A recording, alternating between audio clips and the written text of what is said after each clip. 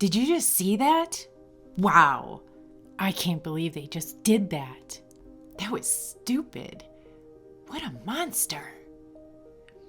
I have spent many years being consumed with opinions about everything and everyone else, except myself. And if anyone tried to constructively point out my flaws, look out, because I was putting on my best armor and going on the defense big time. You are going to regret the day you spoke those words to me. I went a long time refusing to see who I really was, which is getting pretty easy to do in this day and age. The more I'm distracted, the more I'm busy, the more time I'm spending picking someone or something else apart. The more time I spend in defense mode, the less time I have to actually see myself. I was watching a movie one night years back, and this character, irked me to the core. She just got under my skin. She was rude, opinionated about everything, pushy, negative most of the time, and she made people feel like shit. Suddenly, my heart sank. Time seemed to freeze as this character spoke words in the very same manner I have. A veil disappeared and I saw myself. I saw myself for the first time. It was painful and disturbing, all in one package, and it was addressed solely to me. The person I was looking at was not someone I admired. It was not someone I was proud of. I saw the person I had been ignoring my entire life, and it rocked me. The very personality that caused me and others anguish was my own.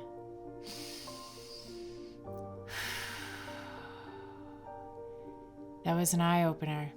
Pandora's box was open, and I now had a choice. Try with every part of my being to continue to ignore that part of me, the me I truly hated, or figure out a way to change myself for the better. And the journey began. Geez, where do I start? That can be frustrating, not knowing how to change, but knowing that you must because you can't barely stand yourself anymore. I was becoming more aware to how much time I was spending rehashing old wounds over and over and over. Something would happen that would upset me, and just like that, I was jumping on the wheel of torment, replaying the past this way and that way. Every now and again, I would give it a break and then just visualize the worst case scenarios of everything. Oh my goddess, it was driving me crazy. How do I shut this shit off? And when my mind wasn't drowning in those negative thoughts, it was drowning in the criticism spewing out all over everyone around me. People I knew and people I didn't. Everyone was fair game. You know, there's criticism and then there is constructive criticism. Sometimes they may feel the same, but it's more about the intention. What is the purpose of my words? Am I trying to truly help someone? Are they open to my help? Are the words I'm about to speak, are the actions I'm about to take going to make that person's life better? Am I truly helping them? Or am I just being a bully? That's a tough question to ask yourself. Am I a bully? A bully hurts people, makes people feel bad in some way. A bully makes fun of a person without compassion, without empathy. Their purpose is to hurt them emotionally or try to make themselves feel better in some way. No matter our occupation, our bank accounts, no matter our religion, ethnicity, sex, race, background, young or old, no matter our place of birth, bullying hurts everyone. But we can be a cruel species, humans. It doesn't take much for us to turn on our own nowadays. People can be quite frightening, to say the least. Uh-oh. What? people. We judge, stereotype, criticize, condemn, sometimes without even knowing the whole story. We don't think twice to place our hate on others. Strangers with torches held high, ready to burn someone at the stake, as long as it is not for our own faults, right? I don't know about you, but I am not perfect. Honestly, I don't know what perfect is, and last time I checked, there were no perfect people on this planet.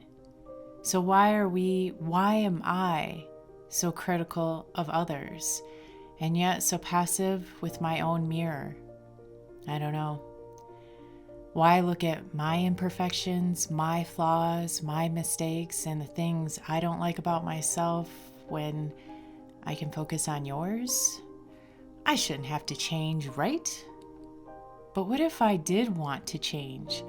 What if changing the things I don't like about myself was the key to feeling happier?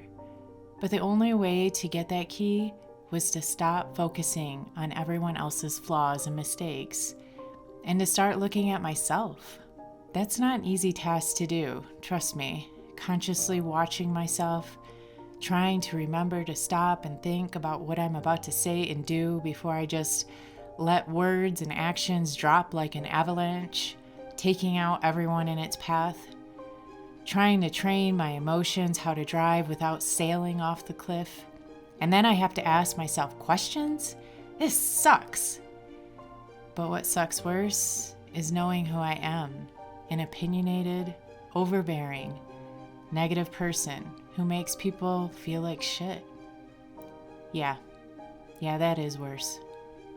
Are my words, my actions going to help this person for the better? Are they going to make this situation better? Or am I just spreading hate? Am I just being a bully? How can I go about this differently? Do I need to have an opinion? If it's not constructive, then what's the point to it? If it isn't going to help, then what is its purpose? And am I truly okay with that? Is my opinion, my criticism, really necessary? Instead of tearing this person down, could I find a way to inspire them? Humans are not perfect. Every single one of us makes mistakes. Until I look at my own mistakes, until I look at myself, how will I ever change? It's time for me to find a better way to be. Who do I want to be? Let's take a little sidestep for a moment. Humans, we have the ability to be in the present moment. We have the ability to see our past and to use it as a survival tool when needed. But we also have the added benefit of seeing our future, maybe just not the way you think. What if seeing into the future was knowing what you wanted your future to be? And not only knowing, but being able to see what you needed to change in order to make that happen. If you knew what you wanted your future to be like, and you were able to figure out what you needed to do in order to achieve that future, and then put energy into action, so much so that you made that future come to life, wouldn't that essentially be predicting your future in a way? I need to see the path I want to take before I can take it. And there are so many paths one can take. Some move us forward and some don't. But we will never know if we never take a look, if we never try something different. So if the person I wanted to be was someone who lived a more peaceful life, someone who, instead of criticizing and tearing down, inspired, instead of being the person one dreads to see, I'm the person putting smiles on faces. In order to be that person, in order to transform and change, I have to look at myself. I have to ask the hard questions, and I have to have the willpower to listen to the answers. Why am I so critical of those around me? If I can figure out why I'm critical, I can start working on transforming that for the better. Maybe the transformation opens up new ideas and new ways of seeing the world. The less critical I am of those around me gives me more time to fix my own flaws. It gives me more time to look into my future and create something I love. If I were to put more attention on myself and my flaws, if I were to heal myself, transform my life for the better, break free from my armor and defenses, and use my energy to find myself, would I be happier? And if I were happier, would I suffer less? Would others suffer less? And if I and others were suffering less, could that be a catalyst to healing the world? What if I was able to break free from my criticisms, my opinions of others, and instead use that energy to heal my own traumas, pain, and sufferings? Could that be a domino and help in the effect of change for the better for not only myself, but for those around me? We all have the ability and power to heal the world. If only we would focus our attentions on healing ourselves first. How can I be a better person? I think I will meditate on that.